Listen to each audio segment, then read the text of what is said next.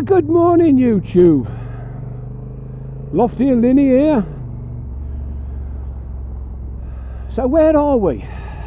We got on the boat, we got off the boat, we went to Vittoria, we come up to Broto, so we're having an easy day today. I'm going to nip down the valley on this lovely road, the N-260A, and I'm going to fill up with some Repsol Go-Go juice, and then we're going to have a steady ride up the mountain to a ski resort called Formigal, where we'll have a bit of lunch and relax, hopefully sit in the sun if it stays like this, and then we'll have a steady ride back down to the hotel. We've got 2 nights in Broto. Quite impressed with the hotel. It's very nice. There's not a vast choice of restaurants. There's not many people about, to be fair. It is pretty quiet. We found a cracking pizzeria last night. I had a lovely pizza and Linny had tagliatelle with some cheesy sauce. It was all nice. We had a bottle of wine with a meal, €8.5 for a bottle of house. It's quite reasonable, really. It's not overly expensive, but you know, let's see how the day goes. I'm going to leave the camera on for a bit while we've got some decent roads for you to look at.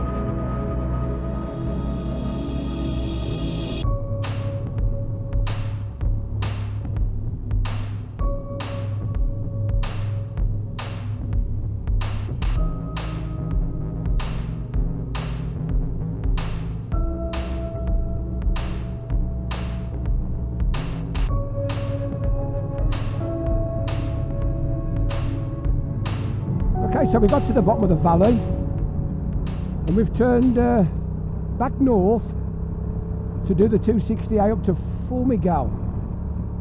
Cracking road this. This is the 260 itself. We'll try and get past this lorry before the road eases off. He's only going slow, of course. They're quite good, these crawler lanes that they have in Spain. Whenever there's a good long hill, they stick the crawler lane in, and unless the vehicle can do a minimum of 50, they're not allowed in it, which is quite clever. But I thought you'd like a look at this bit.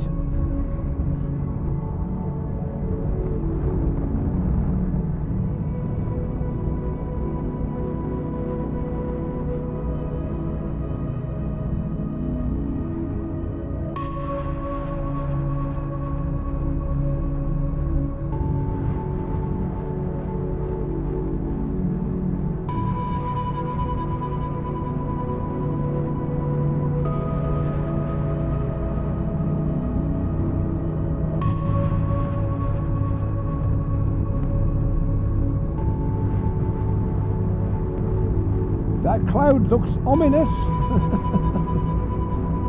Let's hope it dissipates a little bit.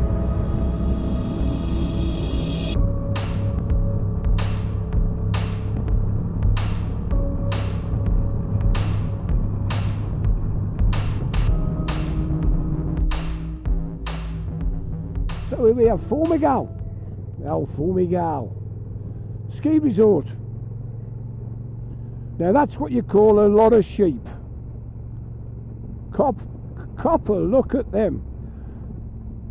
They're eating the grass to make sure that the locals can ski down there in a few months' time and enjoy themselves. Never actually skied here, I've always fancied it. Looks like there's a petrol stop and oh, there's a big brown cow on the road. Looks like there's Looks like there's a petrol stop here on the left. We don't need none, of course, but wherever they sell that, they sell coffee. We'll have a nice cup of coffee. And I'll get you some of the route on the way back down. Okay, YouTube, so we've just had a bit of lunch up here in Formigal. We've got a bit of precipitation, a bit of rain falling. We're up in the clouds. We're going to make our way back down to Broto. Very pretty, but it just doesn't seem right without snow. If that sounds daft. We've just driven through the town itself of Formigal. It's absolutely dead. There's a few workmen there doing jobs on some of the hotels and whatever. There it is up there, can you see? It's a nice place. They're getting themselves all ready after they've probably had a bit of business in the summer, but very little. They'll kick off the end ready for Christmas, New Year, I should imagine. You can tell we're up in the snow line because the standard of the road's not so clever. Because once it cracks, it gets water in it, then the water freezes and it makes the cracks worse, and it's like a cycle every winter, and it gradually just lifts the tarmac.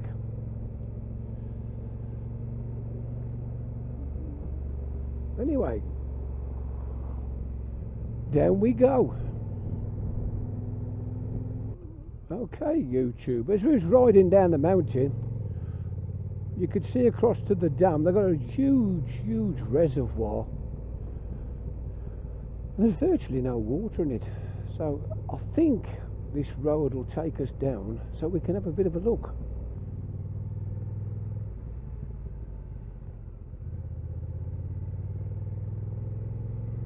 I'll get across to the side and turn round. Okay, so here we are. It's a huge resi. As you can see, it goes all the way up into the distance. There's the tree line. It's very low. Let's have a look down the other side. There's the valley down the bottom. There's a cracking road down there, goes all the way beneath the dam. So there you go, YouTube, that was the dam. We pulled up at the dam and had a look round. This road, I've got to say, this road, it's a super road.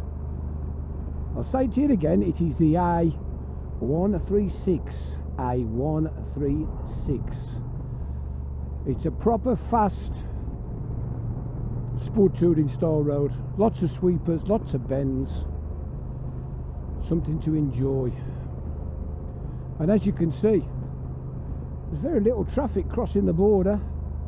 Of course, when we was up at Formigal, we were virtually on the Spanish-French border. So we're making our way down, and we're going to take a left very shortly towards Broto. He's one of the local boys coming to the way. He's got his toe down a bit. Supermoto. So here we are approaching the junction at Biescas. We're going to take a left onto the N-260A. Here's a nice set of bends for us.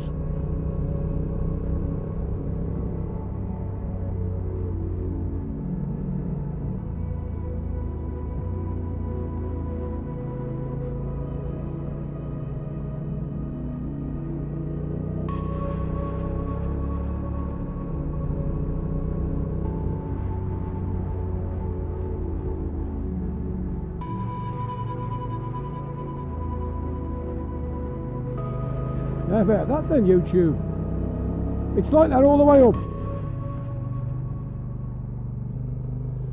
While we're just perusing these mountain trails, I'll just give a little bit of feedback about my impressions of the 1100. The Honda NT 1100 DCT.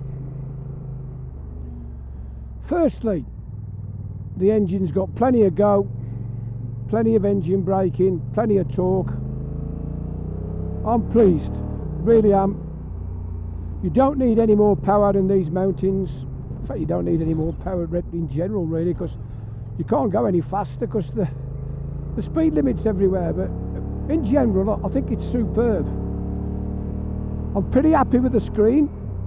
I'm 6'5", as you know. I put the screen in the high setting, and for me, the screen is superb. I'm getting no buffeting, no wind blast, so I'm very pleased.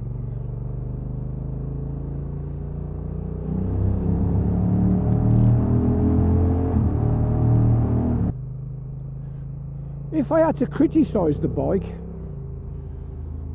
it'd be the suspension. When I did the things I like most and things I dislike most, it came up then, and to be fair, it's noticeable when you're touring two up. When you're on these poor mountain roads, undulating, fairly suspect surface, the softness of the suspension gives quite a comfortable ride. It's not bad at all. Up to about 75-80 kilometers an hour, it is pretty damn good. That very poor road we went on yesterday, the 1604, it came into its own. You know, it's like you've got the softness of the soft Africa Twin, if you like, and it works well. But when you're on the faster A roads and you're batting along at 90 up to about 110 kilometers an hour, you could do with some more dampening. It needs firming up. I think that's why with the Africa Twin they did bring out this adaptive suspension. Although you want it soft and compliant on roads like this, when you're batting on a bit on the faster roads, you do need a bit more dampening, and you can't do it. You can't do nothing to it. Because I'm so big and I've got the pillion on the back with Linny's with me and the luggage, I've already got the preload full on, and there's just not enough dampening when you're pressing on. And I would imagine if you spent a few quid and bought a posh shock, all you'd do is improve the high speed riding, and when you're on these roads and it's bumpy and undulating, I think it'd spoil that, to be fair. So what it needs is the adaptive suspension, and I think it'll probably come eventually. They're bound to bring out an S model, aren't they, where you can press a button and put it on like dynamic, if you like. Just firms everything up and makes it taut. I think that'll be brilliant. But in general, I love the DCT, I love the bike, and it makes an absolutely fantastic touring machine. So here we are, YouTube, just entering Broto. I hope you've enjoyed this interim video, if you like. We've never actually taken the PC with us before and made a recording to post while we're away, so I thought this would be a good one. I had a day off route, the 260, the 260A, and up to the top to Formigal and back down to Broto. Here we are, nice little place. I do think this is a road that you must ride, the 260A. And if you did want to stop in Broto, straight in front of you now, it's called the Hotel Pradas Ordesas. Very friendly, very biker friendly. So this is the Lofty Biker saying ta-ra for now. Ta-ra.